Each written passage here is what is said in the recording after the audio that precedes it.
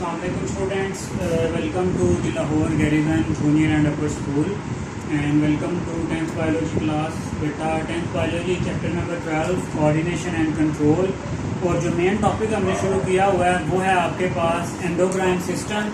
और endocrine system में से जो हम डिफरेंट जो ग्लैंड्स हैं बेटा वो वन बाय वन डिस्कस कर रहे हैं। तो लास्ट लेक्चर में हमने पिट्यूटरी ग्लैंड डिस्कस किया था, उसका इंटीरियर और पोस्टीरियर लोब हम डिस्कस कर चुके हैं। आज के लेक्चर में बेटा जो हम दो मजीद जो आपके पास ग्लैंड्स हैं, thyroid gland and the parathyroid glands, वो डिस्कस करेंगे।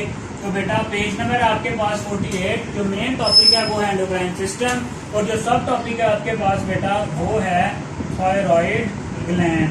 ठीक है, अब बेटा हम इसमें देखेंगे कि ये जो थायराइड ग्लैंड है ये कौन कौन से हार्मोन प्रोड्यूस करता है और वो जो हार्मोन्स हैं वो किस तरह से बॉडी पे एक्ट करते हैं, और अगर उन हार्मोन्स की जो कंसंट्रेशन है उसमें इम्बैलेंस हो जाए, उनकी कंसंट्रेशन ज़्यादा हो जाए या कम हो जाए, तो वो किस तरह से इफेक्ट करते हैं। ठीक है, तो सबसे पहली बात बेटा जो आपने एमसीक्यूज के हवाले से याद रखनी है वो ये है कि thyroid gland is the largest gland of body. ठीक है, मतलब जो एंडोक्राइन ग्लैंड में से जो सबसे बड़ा आपका ग्लैंड है वो कौन सा है? थायराइड ग्लैंड है। अब नेक्स्ट है इसकी लोकेशन। अगर बेटा हम इसकी लोकेशन की बात करें तो ये प्रेजेंट होता है इन नेक रीजन। ठीक है, मतलब आपके गर्दन वाले हिस्से में ये प्रेजेंट होता है बिलो द लेरेंक्स। ठीक है, बिलो द लेरेंक्स। अब बेटा यहाँ पे आप देखें छोटी सी आपको बोन टाइप जो स्ट्रक्चर यहाँ पे फील होता है वो क्या होता है? आपके पास थायराइड ग्लैंड होता है जो डिफरेंट तरह के हार्मोन्स प्रोड्यूस करता है। तो it is present in the neck region below the larynx. ठीक है, इसकी लोकेशन के हवाले से आपने पॉइंट याद रखना है। अब आते हैं इसके हार्मोन्स पे, ये कितने तरह के हार्मोन्स जो है वो सिक्रीट करता है। तो अगर बेटा हम इसके हार्मोन्स की बात करें तो ये दो तरह के हार्मोन सिक्रीट करता है। पहला है आपके पास थायरोक्सिन, ठीक है, और दूसरा है आपके पास कैल्सिटोनिन। ठीक है, कैल्सिटोनिन एंड दी थायरोक्सिन। ये जो दो हार्मोन्स हैं ये कहां से सिक्रीट होते हैं? आपके पास थायराइड ग्लैंड से सिक्रीट होते हैं। ठीक है, अब बेटा पहले आते हैं कि थायरोक्सिन पे। ये जो थायरोक्सिन हार्मोन है ये कहां से अल्टीमेटली रिलीज तो हो गया? किससे? थायराइड ग्लैंड से। ये करता क्या है बेटा, इसका फंक्शन क्या है? पहले इसके फंक्शन पे आते हैं। फिर अगर जो आयोडीन की आपके पास प्रॉपर कंसंट्रेशन ना हो बॉडी में तो पहली बात आप ये याद रखें कि iodine is required. Iodine is required किसके लिए? For the production of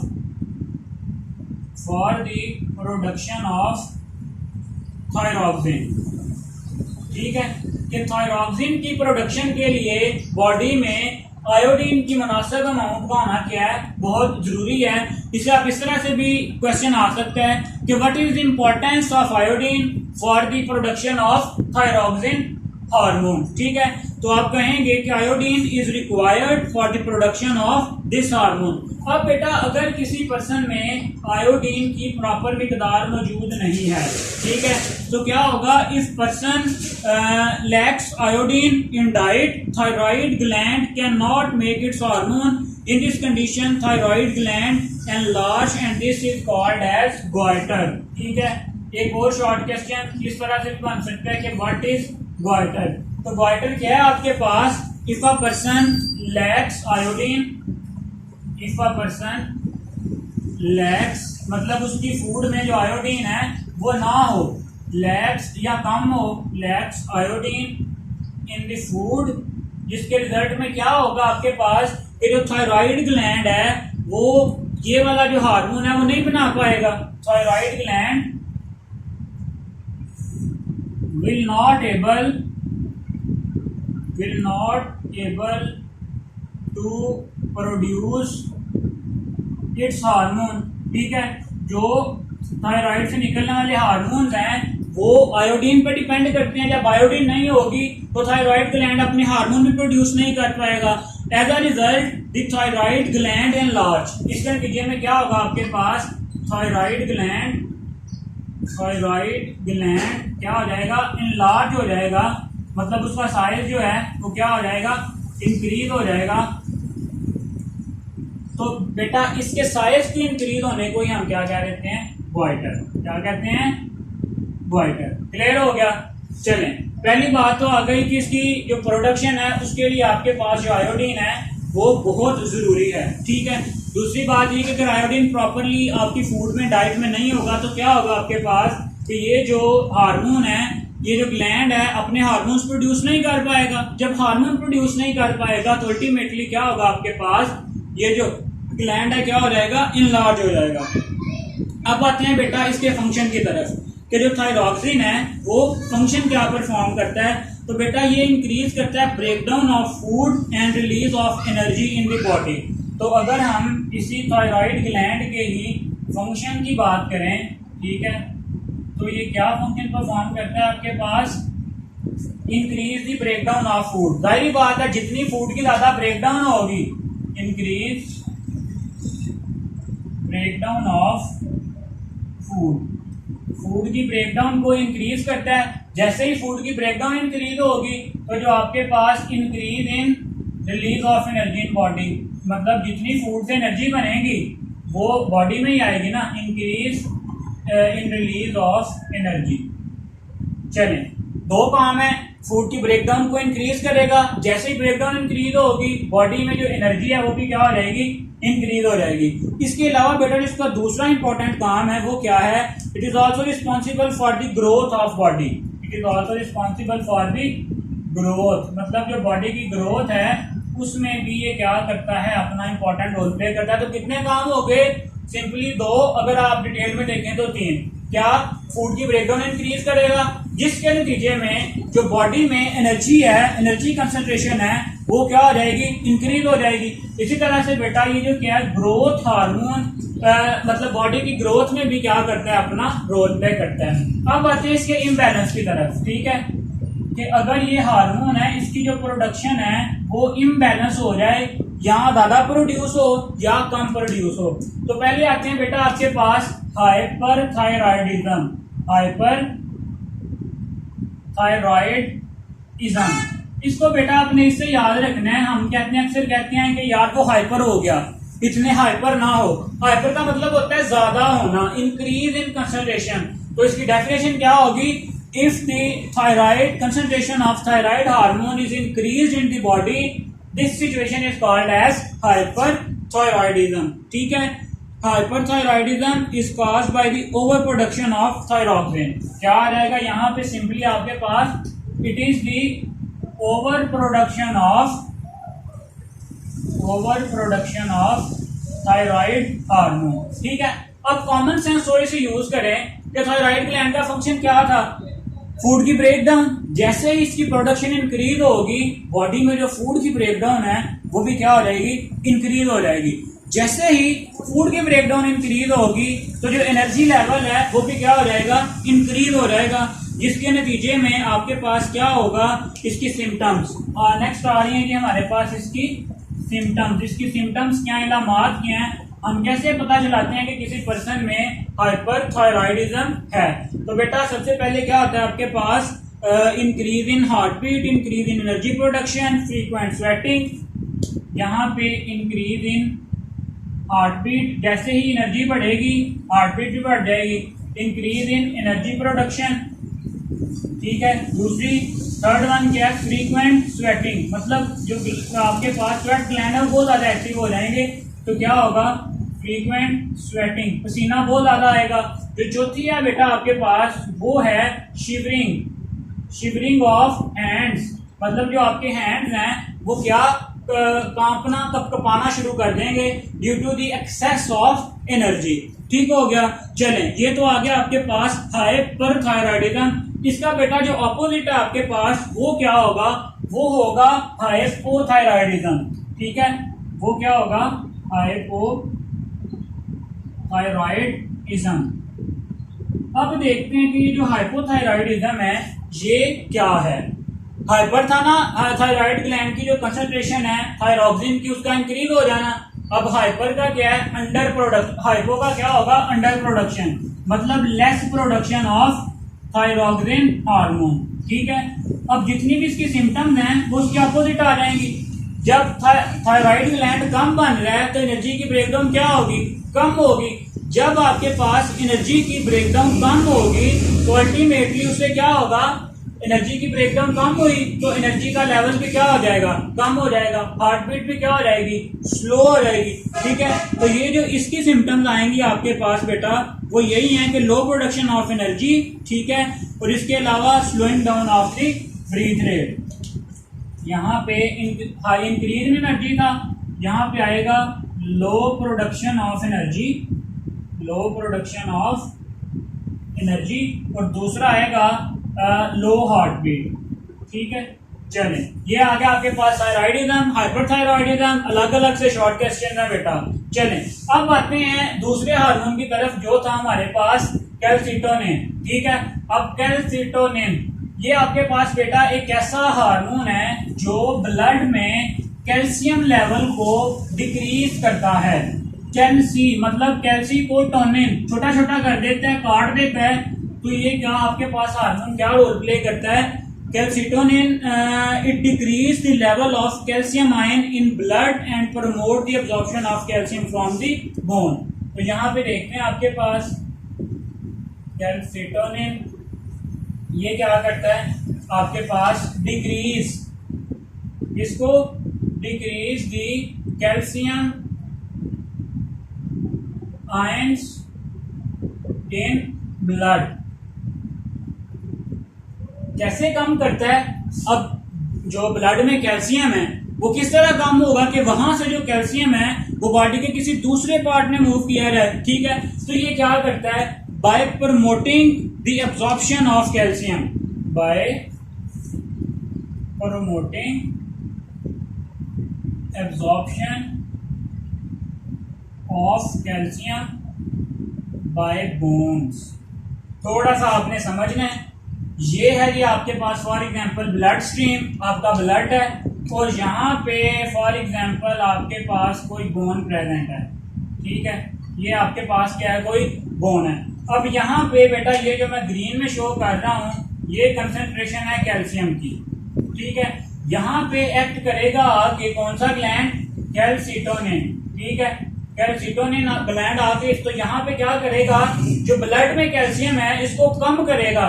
for example यहाँ से ये कम होके बेटा कहाँ जाएंगे, ये एब्जॉर्ब हो जाएंगे किसमें, आपके पास आपकी बोन में ये क्या हो जाएंगे, एब्जॉर्ब हो जाएगा कैल्शियम। ठीक है, तो इस तरह से ये क्या करता है, ब्लड में जो कैल्शियम लेवल है उसको क्या करता है, डिक्रीज करता है। कैसे, bye promoting the absorption of calcium by the bone. चलें जी, क्लियर हो गया। दो हार्मोन थे, calcitonin and the thyroxine. Thyroxine हमने डिटेल में देखा, कैल्सिटोनिन का सिर्फ यहाँ पे फंक्शन मेंशन है, तो बेटा आप भी सिर्फ इसका फंक्शन ही बताएंगे कि ये क्या करता है, ब्लड ग्लूकोज जो आपके पास कैल्शियम है उसकी कंसंट्रेशन को डिक्रीज करता है bye promoting the absorption of calcium by the bones. जो नेक्स्ट है बेटा आपके पास वो है पैराथायरॉइड ग्लैंड।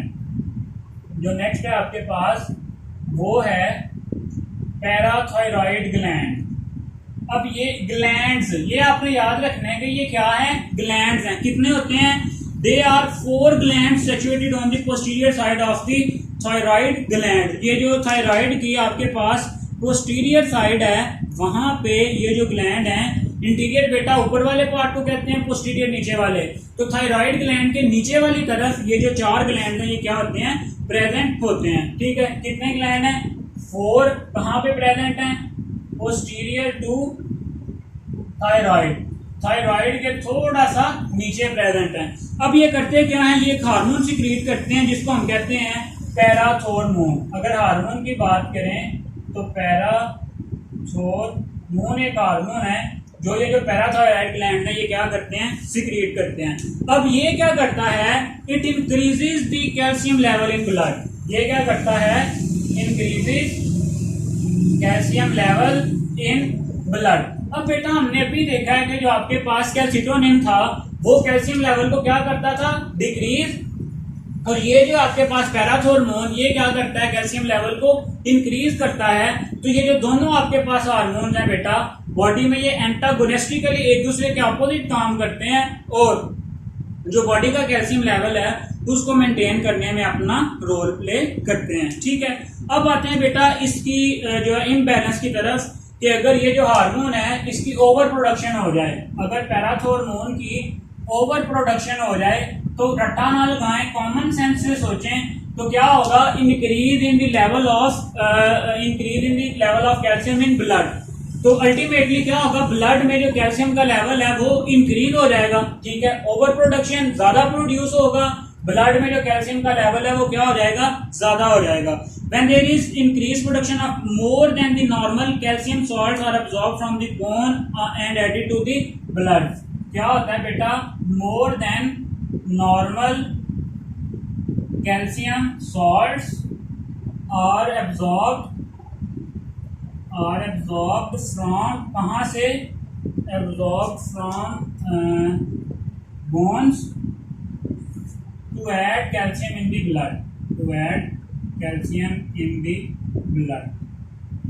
अब देखें क्या होगा, ये है आपके पास ब्लड स्ट्रीम, ये है जी आपके पास बोन का स्ट्रक्चर, ठीक है।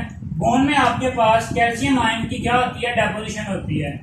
अब क्या होगा कि ब्लड में इस कैल्शियम लेवल को ये जो हार्मोन है पैराथॉर्मोन इंक्रीज करता है, क्या करेगा, जिसकी आपके पास बोन्स हैं वहां से absorbed from the bone to the add calcium into the blood, यहां से ये जो कैल्शियम है इसको मूव करवा देगा किसमें, ब्लड में, और यहाँ पे अल्टीमेटली क्या हो जाएगा, आपके पास बोन में जो कैल्शियम है उसका लेवल क्या हो जाएगा, कम हो जाएगा, ठीक है। बोन भी कम, ब्रिटल। यहाँ पे बेटा इसका इफेक्ट क्या होगा कि जो बोन्स हैं वो क्या हो जाएंगी, कैल्शियम से खाली हो जाएंगी, जिसको हम क्या कहते हैं, ब्रिटल। बोन्स भी कम, ब्रिटल। क्लियर हो गया। ये जो अगर हार्मोन की कंसंट्रेशन ज्यादा हो तो ब्लड में ज्यादा कैल्शियम आएगा कहां से, बोन से आएगा। जब बोन से ज्यादा कैल्शियम ब्लड में मूव कर गया तो वहां पे जिसकी पहले से कंसंट्रेशन थी वो क्या हो गई है, कम हो गई है, और उस वजह से जो बोन्स हैं वो क्या हो गई हैं, ब्रिटल हो गई हैं। अब जो दूसरी तरफ है आपके पास बेटा वो क्या है, when there is decrease in production of calcitonin, blood calcium level fall, it leads to tetany. अब अगर बेटा ये दूसरी तरफ आप यहाँ पे देखें इसकी अंडर प्रोडक्शन, पहले समझें फिर हम इसको रीड भी करते हैं। ये है आपके पास ब्लड स्ट्रीम, ठीक है, यहाँ पे भी आपके पास कैल्शियम मौजूद है, यहाँ पे आपके पास कैल्शियम मौजूद है, और ये है आपके पास बेटा बोन, यहाँ पे भी क्या कैल्शियम मौजूद है। अब ये हार्मोन प्रोड्यूस नहीं हो रहा, इस हार्मोन का क्या काम था कि इसने यहां से कैल्शियम को लेके ब्लड में लाना था, ठीक है।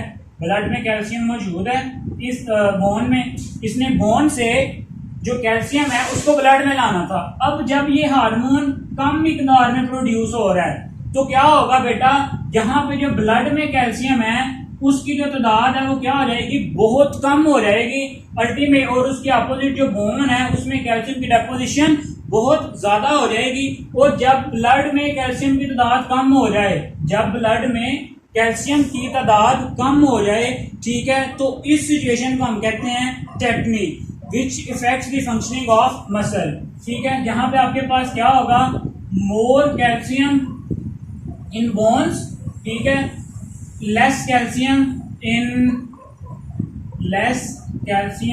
ब्लड, ठीक है। और जब ब्लड में आपके पास लेस कैल्शियम होगा उसके नतीजे में क्या होगा, टेटनी, ठीक है।